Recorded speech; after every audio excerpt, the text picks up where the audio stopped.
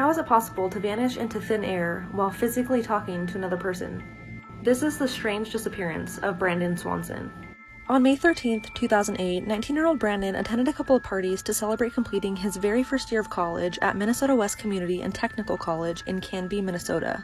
The first party Brandon attended was in Lind, which was about 7 miles from Marshall, Minnesota, where he lived. There, he chatted with friends, had a beer or two, and decided to leave around 10:30 to 11:30 p.m. Friends at this party claimed that Brandon did not seem intoxicated and was very clear-headed. Brandon then went to a party in Canby, which is about 30 miles away from Lind and Marshall. There, he had one shot of whiskey and at around midnight decided it was time to go home. And again, his friends stated that at this party, he still did not seem intoxicated. Brandon normally took Highway 68 home. It was a straight shot and he had driven it many times. But on this night, for whatever reason, he decided to take a back road home. At around 1:15 a.m., Brandon drove his Chevrolet Lumina into a ditch and was unable to get out. 30 minutes later, he called his parents asking them to come and pick him up, giving them very specific directions of where exactly he was at and that he was near Lind. His parents, Annette and Brian, stayed on the phone with him until they got to where Brandon said he was, but they couldn't see him. They both agreed to flash their headlights as a signal, but they still couldn't see each other. This was odd as this particular area is super flat and would be easy to see each other. At 2:17 a.m., Brandon, being frustrated that they couldn't find him, tells his parents that he sees Lind's city lights and is just going to walk there to grab a friend.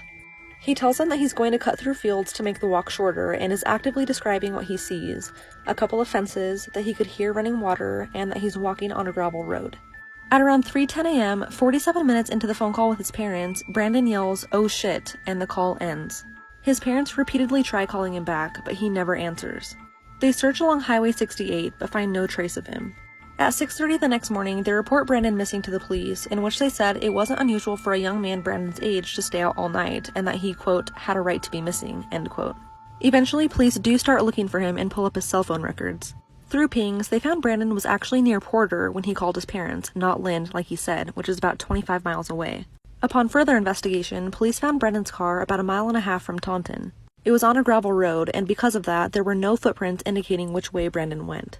Extensive ground and air searches were conducted, but absolutely no trace of Brandon was found.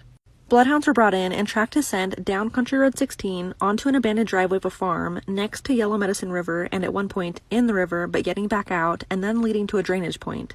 There his scent ends. The river was searched for 30 days but turned up absolutely nothing. What Brandon saw that night that made him yell, "Oh shit," remains a mystery. It has now been 13 years, and Brandon's disappearance remains unsolved.